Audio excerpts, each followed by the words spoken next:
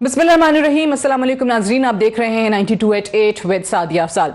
नाज़रीन, एक तरफ वफाकी बजट पर बहस जारी है। हुकूमत ये बता रही है कि इसमें कोई नए टैक्सेस नहीं हैं और मौजूदा हालात में ये बेहतरीन बजट है। अपोजिशन पीपल्स पार्टी की अगर बात करें तो पीपल्स पार्टी आपको ये कह रही है कि इस बजट से मईशत पर हमला किया गया है पाकिस्तान तहरीक इंसाफ की हुकूमत की तरफ से।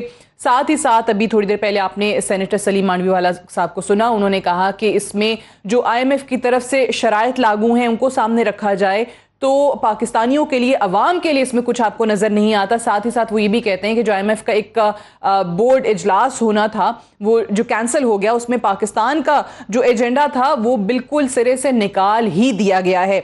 PMLN की तनकीद सुन लें तो वो ये कहते हैं साबिक वज़ीर आज़म शाहिद खाकान अब्बासी के 383 अरब रुपए के नए टैक्सेस जो हैं वो इस बजट में लगाए गए हैं और वो कहते हैं कि जी अवाम पर इसका बोझ आएगा।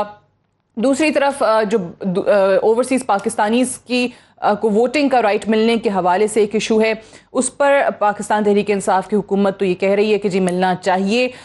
इस पर पाकिस्तान मुस्लिम लीग नवाज़ की तरफ से बहुत ज़्यादा तनकीद की गई। एहसन इकबाल साहब जो हैं उन्होंने कहा कि जी ओवरसीज़ पाकिस्तानीज़ को बिल्कुल पता ही नहीं है कि जी पाकिस्तानियों के या पाकिस्तान के मसाइल क्या हैं, इश्यूज़ क्या हैं या मुल्की सियासत की उनको खबर ही नहीं है। ज़रा सुनाइएगा कि एहसन इकबाल साहब ने किस तरीके से तनकीद की। जो लंदन में रह रहा है उसको नारोवाल के हलके के मसाइल का क्या पता है, उसको लाला मूसा के मसाइल का क्या पता है, उसको जैकबाबाद के मसाइल का क्या पता है, उसको कलात के मसाइल का क्या पता है, उसे सवाबी के मसाइल का क्या पता है या कालाम के मसाइल का क्या पता है। उससे तो आप पूछें कि लंदन की आबो हवा कैसी है, न्यूयॉर्क के अंदर क्राइम की सिचुएशन कैसी है। तो एक शख्स जो बैरून मुल्क बैठा है वो हमारे मुल्क के हालात से बाखबर नहीं, वो हमारे हलकों में वोट नहीं दे सकता। एहसन इकबाल साहब कल ये तनकीद कर रहे थे कि ओवरसीज़ पाकिस्तानीज़ को वोटिंग का हक नहीं होना चाहिए, लेकिन साथ ही इस क्लिप के आपने देखा मरियम नवाज शरीफ साहिबा का एक ट्वीट चल रहा था जो कि 2012 का ट्वीट है और उसमें वो लिख रही हैं कि PMLN chief Nawaz Sharif advocates voting rights for overseas Pakistani saying these are the people who have served Pakistan with their blood and sweat, यानी कि जिन्होंने खून पसीने से पाकिस्तान की खिदमत की है उन ओवरसीज पाकिस्तानीज को वोटिंग राइट्स के हक में हैं नवाज शरीफ साहब। ये 2012 में मरियम साहिबा कहती थी, लेकिन अब वही PMLN ये कह रही है कि इनको ये हक नहीं होना चाहिए। तो इस पे बात करेंगे कि ये राय में तब्दीली की वजह क्यों हुई और साथ ही इंतखाबी तरामीम पर जो बहुत ज़्यादा एतराज़ात आ रहे हैं और अपोजिशन इलेक्ट्रॉनिक वोटिंग मशीनों की जो तजवीज़ है हुकूमत की उसको मुस्तरद कर रही है, उसको इलेक्शन कमीशन पर हमला करार देते हैं और साथ ही साथ अगले इलेक्शन चोरी करने की एक साजिश करार देते हैं। इन्हीं तमाम चीज़ों के हवाले से बात करेंगे। मेहमानों का आपसे तारुफ करवा दूं, डॉक्टर शहबाज गिल साहब हमारे साथ मौजूद हैं, special assistant to the prime minister, Pakistan Tehreek Insaf के सीनियर रहनुमा। बहुत शुक्रिया आपकी तशरीफ आवरी का। शर्मिला फारूकी साहब हमारे साथ मौजूद हैं, सीनियर रहनुमा पाकिस्तान पीपल्स पार्टी की, मेंबर्स इन द असम्बली हैं, आपका भी बेहद शुक्रिया। और माइजा हमीद साहब हमारे साथ मौजूद हैं, सीनियर रहनुमा है PMLN की, मेंबर कौमी असम्बली, बहुत शुक्रिया आपका भी माइजा। मैं शर्मिला साहिबा की तरफ जाती हूँ। शर्मिला साहिबा, ये वाकई आपको लगता है कि जी शौकत तरीन साहब, जिस तरह से अपोजिशन की दीगर जमातें भी, अब्बासी साहब भी क्लेम कर रहे हैं कि जी ये 12 साल पुराना वही बजट है जो पीपल्स पार्टी के वजीर खजाना के तौर पर आप लोगों की हुकूमत में उन्होंने प्रेजेंट किया था? जी बहुत शुक्रिया सादिया।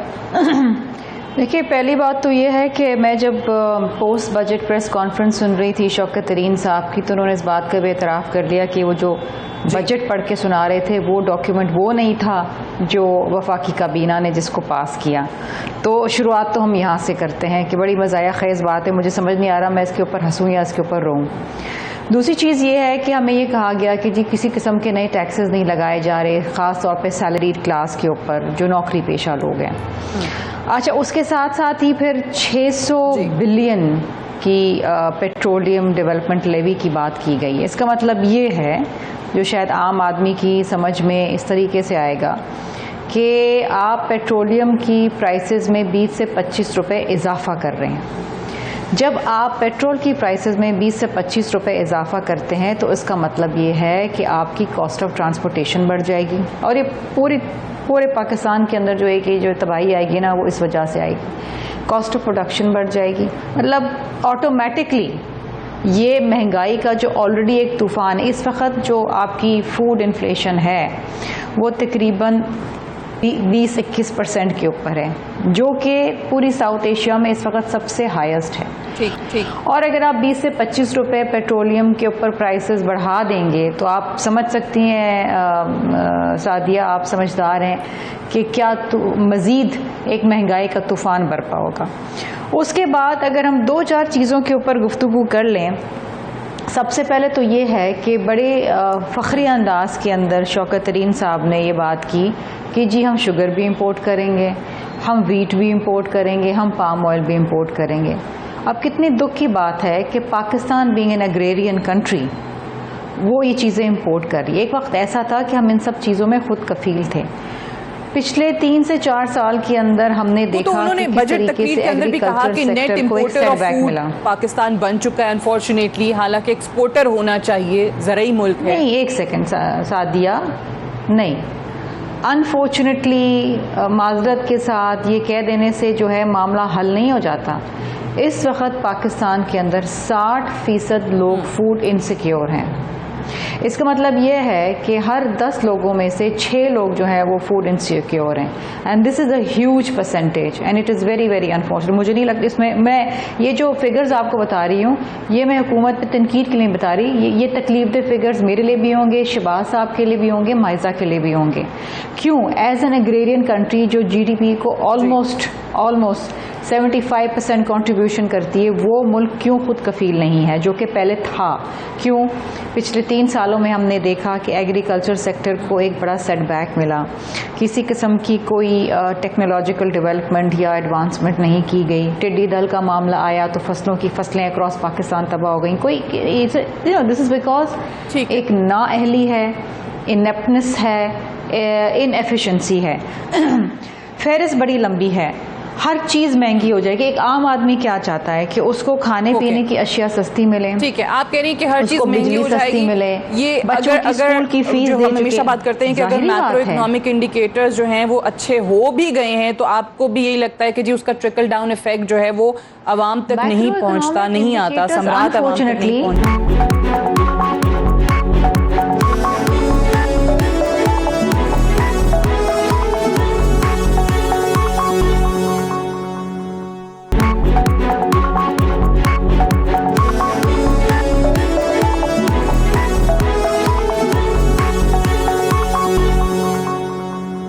माइजा हमीद साहिबा की तरफ जाती हूँ कि ये जो आज 383 अरब की पाकिस्तान मुस्लिम नवाज़ ने पूरा को बताया, ये माइजा समझा पाएंगी आप हमें कि ये किस तरीके से नए टैक्सेस हैं? क्योंकि हुकूमत तो अभी भी ये कह रही है कि किसी किस्म का नया टैक्स नहीं लगाया गया, और आपकी अपनी जमात के साबिक वज़ीर ख़जाना मिफ्ता इस्माइल साहब जो हैं उन्होंने ये कहा है कि इसमें कोई नया टैक्स नहीं है, उन्होंने एक बेहतर बजट करार दिया है। देखिए, मैं आपको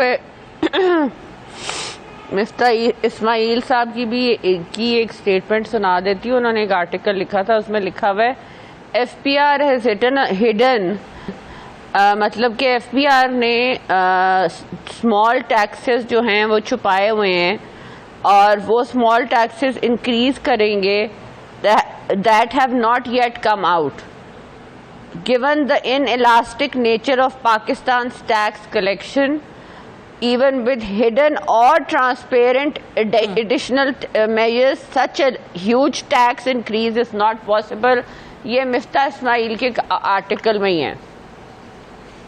तो ये कहना कि FPR ने जो टैक्स बेसिकली वो ये बजट के बाद वो कह रहे हैं कि जी FPR के ने ऐसे टैक्सेस लगाए हैं जो अभी छुपे हुए हैं अवाम से, और जब वो अवाम पे लगेंगे तो पता चलेगा कि आपकी जो है कि महंगाई कितनी होगी। और टैक्स जो है वो टैक्स बेस बढ़ने वाली नहीं है, क्योंकि हमारी जो इनइलास्टिक नेचर है इकोनॉमी की, इससे टैक्स बढ़ने वाला नहीं है। तो बात ये है कि ये प्रैक्टिकल बात जो है वो नहीं करते इन द बजट। अनप्रैक्टिकल तो नहीं मैं कहूँगी, पॉलिटिकली जो है अपने आप को they want to stay on the right side of history, that's why वो छुपाई रखते हैं। लेकिन बाद में जब हिडन टैक्सेस लगते हैं तो फिर आवाम की चीखें निकल जाती हैं। जिस तरह अभी शर्मिला साहिबा ने कहा कि एज ऑफ माई इंफॉर्मेशन अभी 15% है इन्फ्लेशन, तो अगर 15% इन्फ्लेशन है तो उसको कम करने के लिए तो कुछ नहीं किया गया, और ये इन्फ्लेशन जो है ये और भी बढ़ती जाएगी। दूसरा जो है मोबाइल यूजर्स हैं उनके ऊपर जो वो टैक्स लेते हैं आवाम से, उसकी भी कोई अकाउंटेबिलिटी नहीं है। पाकिस्तान में हर इंसान गांव में छोटे से छोटा जो गांव है उसमें भी जो है मोबाइल यूज होते हैं। अब मोबाइल यूज होते हैं उनके ऊपर जो है जो कार्ड होता है उसके ऊपर जो है मेरा ख्याल है आधे से ज़्यादा % जो है वो टैक्स होता है। वो टैक्स कहाँ जा रहा है? वो उन कंपनीज को जा रहा है।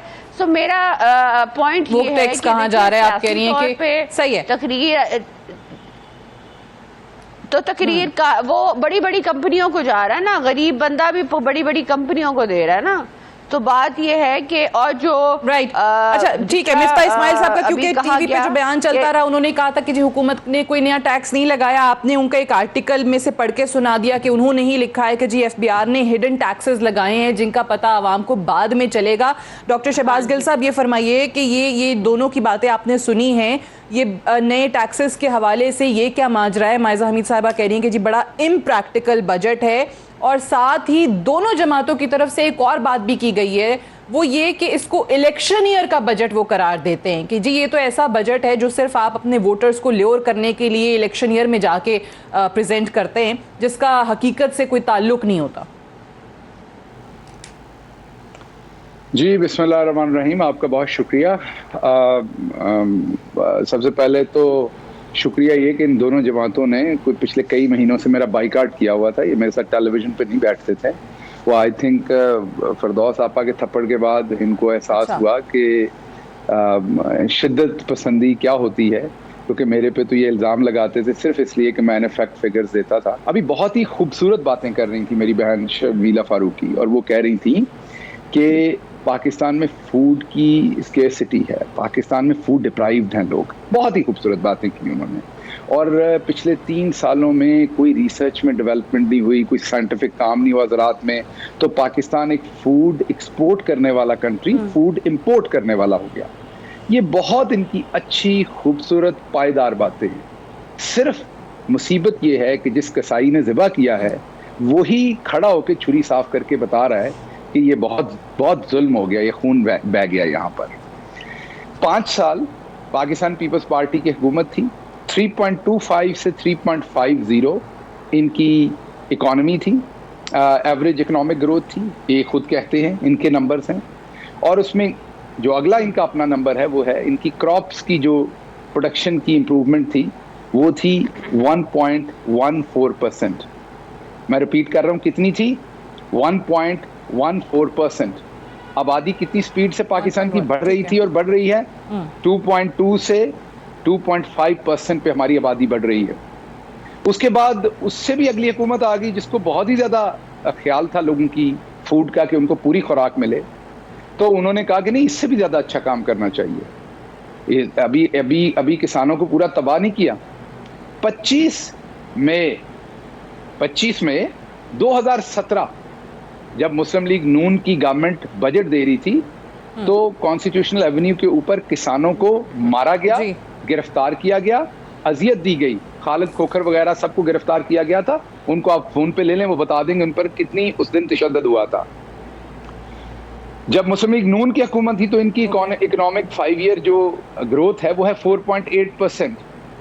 उस 4.8% में आपको पता है क्रॉप्स की यील्ड इन्होंने कितनी इंप्रूव की? जब आबादी बढ़ रही थी 2.5% पे 0.68%। तो ये है मुजरिम जो सामने बैठे हुए हैं, जिसकी वजह से आज पाकिस्तान में फूड का काल है। आज लोगों को खाने को पूरा नवाला नहीं मिल रहा। आज हम एक एक्चुअली एक्सपोर्ट करने वाला मुल्क जो है इंपोर्ट करने वाला 10 सालों में इन्होंने बना दिया, कहत डाल दिया इस मुल्क में, क्योंकि इन्होंने किसान की तबाही कर दी। इन्होंने बना दिया। मुस्लिम लीग नून ने पूरे 5 साल में सिर्फ 100 रुपए, हवाले से पूरे 5 साल में सिर्फ 100 रुपए गंदम ठीक है। की कीमत अच्छा, बढ़ाई शहबाज गिल साहब, पूरे 5 मैं साल जरा में। क्विकली मुझे तो क्योंकि ब्रेक आ मसला जाएगी, ये मुझे है जरा कि ये हमारे टैक्सेस क्योंकि वाला एक- जवाब दे हमारे दें क्योंकि प्लीज। एक ये थीम फिर बना बात हुआ रह है। जाएगी। वो कह रहे हैं 383 अरब नए टैक्सेस हैं, देखिए दो हिडन बातें। टैक्सेस हैं इस बजट में, देखिए, जिसका बोझ मैं आवाम पे आएगा। कितने नए हैं जी? 383 कितने नए अरब शाहिद टैक्सेस खाकान हैं? अब्बासी ने कहा आज। टोटल 52 बिलियन की नई ड्यूटीज हैं टोटल, और उसमें से 42 बिलियन जो है अच्छा, उनकी ओके। छूट दी गई है। मैं दोबारा रिपीट कर रहा हूं, 42 बिलियन की कस्टम ड्यूटीज जो है उनकी छूट दी गई है, 52 बिलियन ऐड किए गए हैं। इसमें सबसे बड़ी जो चीज एक ऐड हुई है वो शुगर माफिया पे हुई है, जो बहुत सारा पैसा खा जाती थी और ये नहीं बताती थी कि वो रिकवर हुआ है कि नहीं, और वो कहती थी दुकानदार से जाके आप सेल टैक्स लें, हम कह रहे हैं प्रोडक्शन के टाइम पे आप दे दें, जब आप सेल कर रहे हैं वो आगे का आप कलेक्ट कर लें, क्योंकि वो तो बाद यानी में ये उसमें हिडन से टैक्सेस प्रिविलेज हो जाती है। हिडन तो किसी टैक्सेस किस्म के एफबीआर टैक्स ने जो लगाए नहीं, हैं, जो किसी बाद किस्म के में टैक्स सामने आएंगे, ऐसी कोई बात नहीं है। हिडन ये नवाज शरीफ थोड़ी बैठा हुआ है कि सब कुछ हिडन होना है। हाँ, ये नवाज शरीफ थोड़ी गवर्नमेंट में बैठा हुआ है कि सब कुछ हिडन होना है। और दूसरी बात ये कि आपने एक बड़ा अच्छा सवाल पूछा मेरी बहन से, मेरी भतीजी है बल्कि माइजा साहबा जी। अच्छा, मुझे गिल साहब जी, अच्छा मुकम्मल कर लें जल्दी, क्योंकि आवाज में थोड़ा डिले है तो मुझे थोड़ा सुनने में दिक्कत होती है। मुकम्मल ब्रेक आ रही है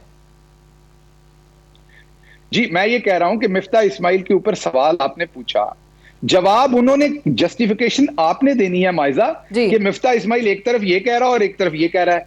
आप हमें अपने फोन में से आर्टिकल पढ़ के बता रही हैं कि इन इलास्टिक इकोनॉमी है हमारी और इलास्टिक इकोनॉमी है हमारी। अब जवाब ये दें कि मिफ्ता इस्माइल दो डिफरेंट बातें क्यों कह रहे हैं, और जो मिफ्ता इस्माइल कह रहे हैं शाहिद खाकान अब्बासी उससे अपोजिट बात क्यों कर रहे हैं। चलें, सही है कि मिफ्ता इस्माइल साहब की बातों में, स्टेटमेंट्स में बजट को लेकर टू कॉन्ट्रडिक्शन है। I have to go for break से वापस आते हैं तो डिस्कशन को हम यहीं से आगे बढ़ाएंगे। Stay tuned.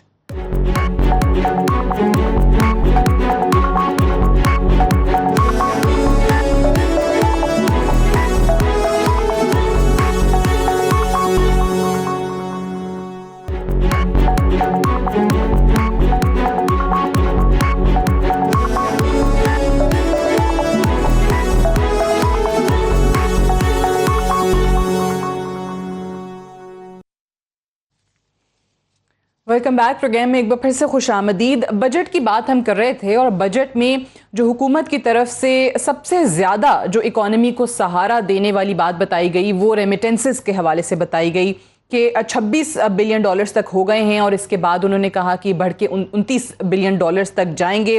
अब बाहर से जो पैसा आ रहा है, जो बाहर बैरून मुल्क पाकिस्तानी पैसा भिजवा रहे हैं, अब उन पाकिस्तानियों का अगर हम जिक्र करें तो हुकूमत ये कहती है कि जी उनको ऑब्वियसली वोट डालने का हक होना चाहिए। PMLN की राय मुख्तलिफ है। शर्मिला साहिबा, अगर मैं आपसे जान सकूं कि पाकिस्तान पीपल्स पार्टी का इस हवाले से क्या मौक़िफ़ है कि बैरून मुल्क जो पाकिस्तानीज़ हैं उनको वोट डालने का हक होना चाहिए? सादिया, मैं थोड़ी सी गिल साहब की बात का जवाब देना चाहूँगी। इन्होंने कहा कि पीपल्स पार्टी के दौर के अंदर भी ये नहीं हुआ, वो नहीं हुआ as far as agriculture is concern. मैं थोड़ी सी याद दहानी कराती चलूँ गिल साहब को कि पीपल्स पार्टी के दौर में 2013 के अंदर पाकिस्तान वॉज वीट सिक्योर, और हाईएस्ट 9.2 मिलियन हेक्टर्स जो हैं, हाईएस्ट एकरेज जो है वो उस दौर के अंदर हुई थी। 26 million tons of grain, Pakistan was wheat secure. आज इनके दौर के अंदर wheat per capita has fallen bye 10%। ये कहते हैं कि जी एग्रीकल्चर में ग्रोथ हुई है 2.7%। अगर ऐसी बात है तो आज हम वीट क्यों इंपोर्ट कर रहे हैं, आज हम चीनी क्यों इंपोर्ट कर रहे हैं, आज हम पाम ऑयल क्यों इंपोर्ट कर रहे हैं? 34% ड्रॉप हुई है वीट और 10% आपकी ड्रॉप हुई है कॉटन। तो देखिए, फिगर्स को इधर से उधर करना बड़ा आसान है, लेकिन जो हकाइक हैं, जो कागज़ों पे ऊपर हैं, जो ज़मीनी हकाइक हैं, उनको आप दरगुजर नहीं कर सकते। दूसरी चीज़ ये है कि मैं ये भी इनको बताती चलूँ कि बड़ी ये बातें करते हैं कि जी हम ग्रोथ की तरफ जा रहे हैं और हम एक सारे इकोनॉमिक इंडिकेटर्स आर पॉजिटिव। इनको मैं थोड़े से फिगर्स देती चलूँ कि अनएम्प्लॉयमेंट रेट इनके दौर में क्या रहा है पिछले फिस्कल ईयर के अंदर। इट्स 15.3%। 2018 में जब इनकी हुकूमत आई थी तो अनएम्प्लॉयमेंट रेट वो 6.2%, और पीपल्स पार्टी के दौर में इट वॉज 2.95%। अब आप फैसला कर लें कि इस साल क्या होगा। इनके वज़ीर ख़जाना ख़ुद ये बात हमें बता रहे हैं कि 5 करोड़ लोग जो हैं सतह गुर्बत से पिछले साल नीचे आए हैं, 5 करोड़ लोग। और जो तज्ज़ियाकार हैं वो ये कहते हैं ये फिगर गलत है, फिगर इज़ ऑलमोस्ट 7 करोड़। देखिए, जब आपके मुल्क में तारीख़ी बेरोज़गारी हो, तारीख़ी गुर्बत हो और तारीख़ी महंगाई हो, तो what economic indicators, what positivity. आप गलत बयानी से काम लेते हैं कि जी आपकी जीडीपी ग्रोथ जो है वो 3.8 3.9% है, जबकि वर्ल्ड बैंक की और IMF की prediction is 1.5 and 2%। It doesn't make sense. एक वज़ीर ख़जाना है एक ऐसे मनसब के, वो कुछ भी कह दें, फिगर्स फच कर लें, ये मुनासिब बात नहीं है। आपकी public that is 44 trillion which is almost 90% of GDP। इसका मतलब ये है कि 2018 से लेके अब तक इट्स ऑलमोस्ट 55% इंक्रीज। ये फिगर देखिए, मुझे कहते हुए खुशी नहीं हो रही, मेरा मुल्क है, मेरे मुल्क के लोग सफर कर रहे हैं, ना ही माइजा को खुशी होगी ना ही गिल साहब को। रेमिटेंसेस के ऊपर आ जाते हैं। देखिए, रेमिटेंसेस के ऊपर खुश होना या शादमाने बजाना सामने आते हैं, आवाम भी सुन रही है, लेकिन बट वो अनफॉर्चुनेटली हम यही देखते हैं ना कि हुकूमत कहती है कि जी माजी में आपका सवाल है, जो आपका ओरिजिनल सवाल है, आप लोग जिम्मेदार हैं। आप लोग कहते हैं कि नहीं हमारी हुकूमत में हालात बेहतर थे। जी चलिए उस पे आ जाएं प्लीज। मैं रेमिटेंसेस के ऊपर आती हूँ। देखिए, रेमिटेंसेस क्यों इंक्रीज हुई हैं? दुनिया भर में लॉकडाउन्स थे, लोग बेरोज़गार हो रहे थे, लोग अपने एसेट्स बेच के, जो नौकरी पेशा लोग बाहर हैं, पाकिस्तानीज़, ओवरसीज़ पाकिस्तानीज़, वो पैसा पाकिस्तान के अंदर भेज रहे थे अपने लोगों के लिए, वहाँ से नौकरियों से जा रहे थे, दे वर कमिंग बैक। ये एक अननेचुरल सी एक इंक्रीज़ हुई है जो सस्टेनेबल नहीं है। जैसे ही लॉकडाउन्स ख़त्म होंगे, वर्ल्ड इकॉनमी जो है वो दोबारा जो है अपने ट्रैक के ऊपर आएगी, ये रेमिटेंसेस नहीं रहेंगे। सो इनके ऊपर शायद जिस तरीके से को जो मुल्क से बाहर हैं, ये पिछले साल वोटिंग का हक होना चाहिए। नहीं, एक सेकेंड जी। देखिए, उनकी बड़ी कंट्रीब्यूशन है पाकिस्तान के लिए, और मैं समझती हूँ कि पाकिस्तानी बाहर हो, मुल्क से बाहर हो, और ज़्यादा मुहिब्बे वतन होता है। मैं हमेशा इस बात में बिलीव करती हूँ, लेकिन इस कानून को लाने का एक तरीक़ेकार होना चाहिए था। ऑपोजिशन को एतमाद में लें। आप ऑपोजिशन को अपना दुश्मन क्यों समझते हैं? आप पार्लियामान को अपना दुश्मन क्यों समझते हैं? हर चीज़ बुलडोज करना या ऑर्डिनेंसेस से लाना, ये तरीके एक फ़ाल जमहूरियत में नहीं होता है। मतलब आप डिस्कशन में लाएं, आप टेबल पे लाएं, ऑपोजिशन को एतमाद में लें, ब्रेनस्टॉर्मिंग करें। देने पे एतराज़ नहीं है। हमें जिस तरीके से देखिए सादिया, उसकी क्या मोडालिटीज होंगी, किस तरीके से इंश्योर किया जाएगा कि वो फ्री एंड फेयर वोटिंग हो। चलें, पीपल्स पार्टी तो कह रही है कि जी एतराज नहीं है, हुकूमत जिस तरीके से ही काम कर रही है उस पर एतराज है। लेकिन माइजा हमीद साहिबा कल मैं जवाब दे लूं इसका? लंबी चौड़ी प्रेस कॉन्फ्रेंस जो एहसन इकबाल साहब ने की, उन्होंने कहा, मैं आती हूँ आपकी तरफ, दोनों का जवाब इकट्ठा हो जाए ना इस पे, ओवरसीज पाकिस्तानियों पे, तो फिर मैं आपसे इकट्ठा जवाब ले लेती हूँ कि कल एहसन इकबाल साहब ने कहा कि जो लंदन में है, जो न्यूयॉर्क में है, उसको क्या पता पाकिस्तानियों के मसाइल का, उसको क्या पता मुल्क की सियासत का। तो मरियम साहिबा का एक ट्वीट हमने प्रोग्राम के आगाज़ में दिखाया, 2012 में वो कहती थी कि जी इनको हक होना चाहिए क्योंकि ओवरसीज़ पाकिस्तानीज़ ने खून पसीने से पाकिस्तान की खिदमत की है। तो ये आपके मौक़िफ़ में, PMLN के मौक़िफ़ में तब्दीली क्यों आ गई इस हवाले से?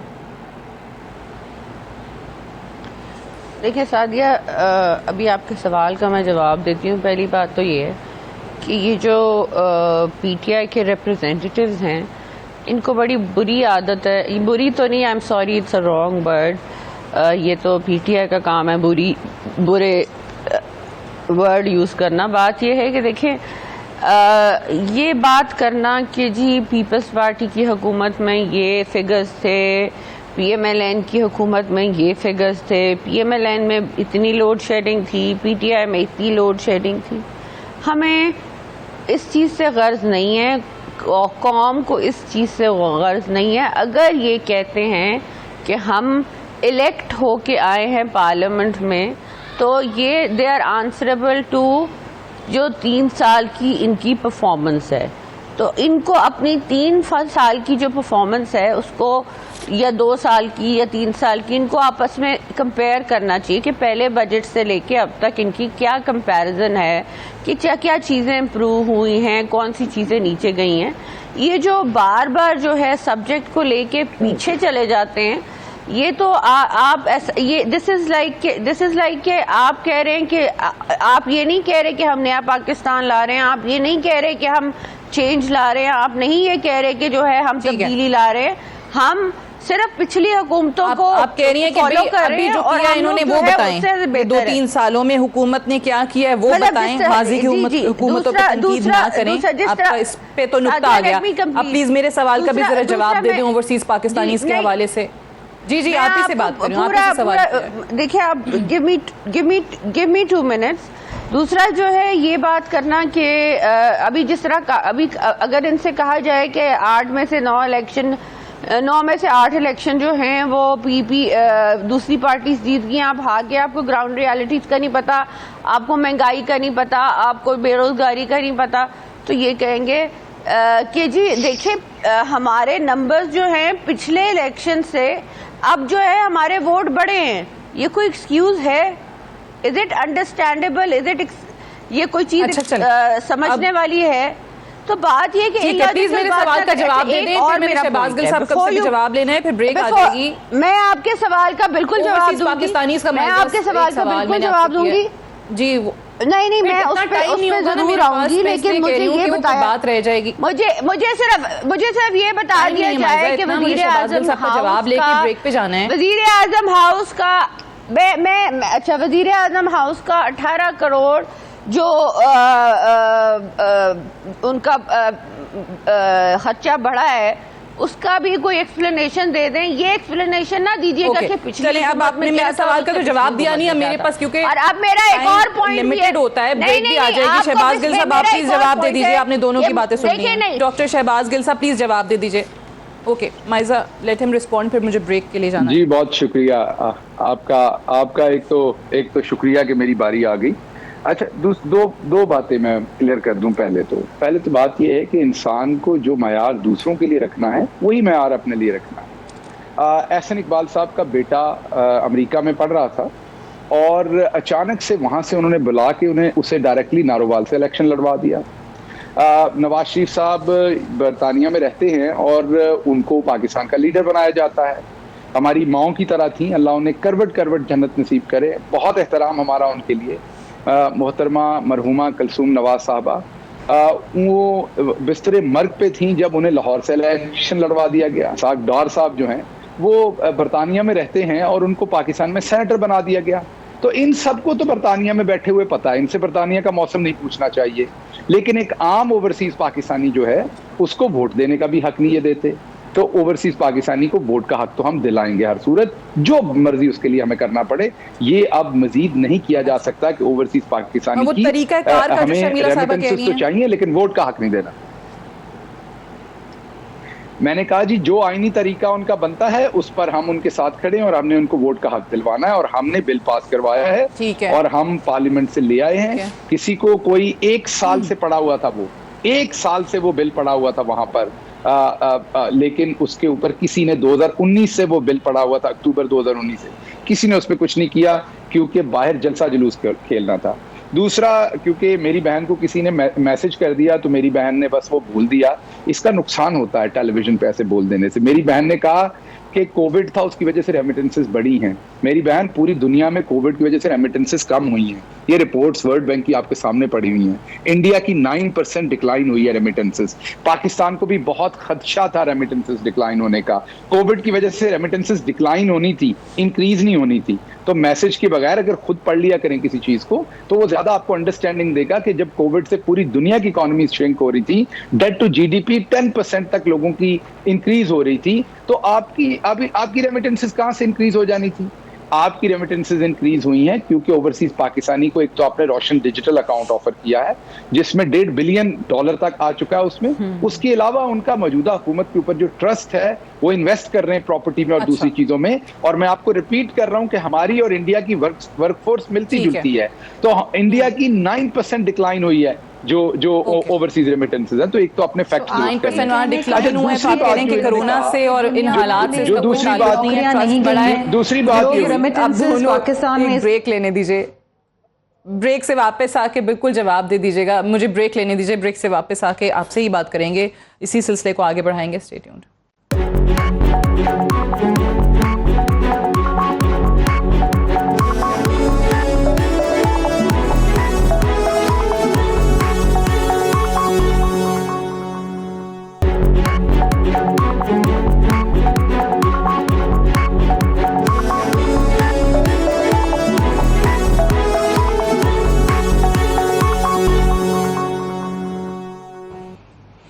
वेलकम बैक जी। शर्मिला फारूकी साहब, आप जवाब देना चाह रही थी रेमिटेंसेस का। उन्होंने कंपैरिजन बताया इंडिया के साथ कि वहां 9% डिक्लाइन हुआ।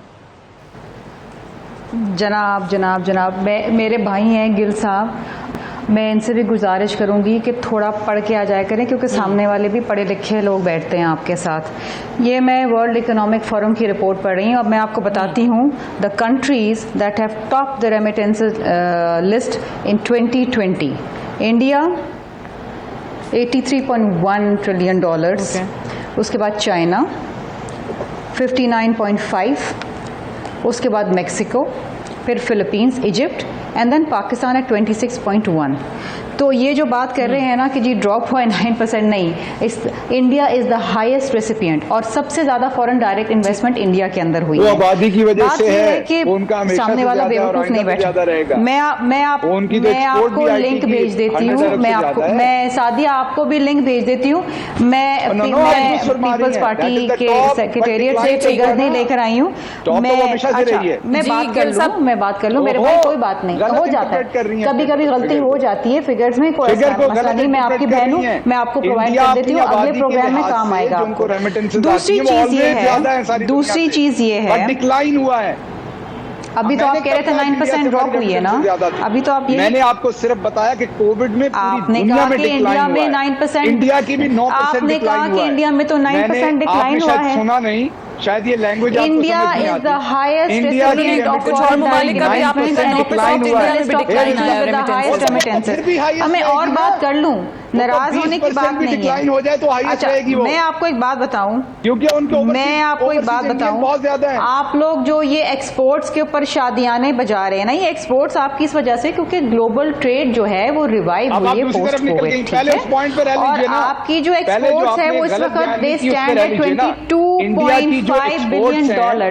सादिया मुझे बात नहीं करने दे रहे मेरे भाई ना, सुन लेना, फिगर हौसला तो करें। अच्छा मैं सुन लेना, आप जो एक्सपोर्ट्स के शादियाने बजाते हैं शर्मिला, ये ग्लोबल ट्रेड जो रिवाइव हुई है वो एक्सपोर्ट्स में भी यानी 22.5 भी आप कह रहे हैं कि फैक्ट्स नहीं है, फैक्चुअल पोजीशन नहीं। पीपल्स पार्टी के दौर में 2013 के अंदर एक करके बात करने, टाइम भी थोड़ा है। $20.5 बिलियन जवाब दे रिकॉर्ड 8 साल में आज तक कोई नहीं तोड़ सका। ठीक है, अब मैं आपको एक बात बताऊं कि देखिए कोई इशू नहीं है, कोई इशू नहीं जी। मैं तो रेमिटेंसेस का जवाब दे शहबाज गिल साहब। बड़ी सिंपल सी बात मैं कह रहा हूँ, बड़ी सिंपल सी बात है। एक करके जवाब देने, आवाज नहीं आती, अब बात कर लें आप गिल साहब। शर्मिला ने एक बात को जी एक तो शर्मिला ने एक बात को मिसअंडरस्टैंड किया और फिर वो री इंटरप्रेट कर रहे हैं। देखिए ये बात समझिए, इंडिया की रेमिटेंसेस पूरी दुनिया में सबसे ज्यादा हैं। 20% डिक्लाइन भी होगा, मैं इसका ऐसे एग्जांपल देता हूं, हमारी रेमिटेंसेस में डिक्लाइन भी होगा, फिर भी हमारी नेपाल से ज्यादा होंगी, क्योंकि हमारी आबादी ज्यादा, हमारे लोग बाहर ज्यादा काम करते हैं। लिस्ट में नाम ऊपर होने से इसका मतलब नहीं कि रेमिटेंसेस बढ़ गई हैं। रेमिटेंस ये कह रही थी कि रेमिटेंसेस पाकिस्तान में इंक्रीज होनी थी कोविड की वजह से, तो मैं इनको बता रहा था कि पूरी दुनिया में कोविड की वजह से रेमिटेंसेस कम हुई हैं। ये मुझे बता रही है 2021 के अंदर ये प्रेडिक्शन है कि ये रेमिटेंसेस दुनिया भर में बशमूल पाकिस्तान के डिक्रीज होंगी। बीबीए में मेरी स्टूडेंट बिकॉज अनफॉर्चुनेटली मेरे पास टाइम खत्म हो रहा है, दुनिया के अंदर जीडीपी ग्रोथ रेट बढ़ा है, लोगों की नौकरियां बहाल हो रही हैं। ज्वाइन करने के लिए दैट्स ऑल फॉर टुनाइट। इजाजत दीजिए, खुदा हाफिज।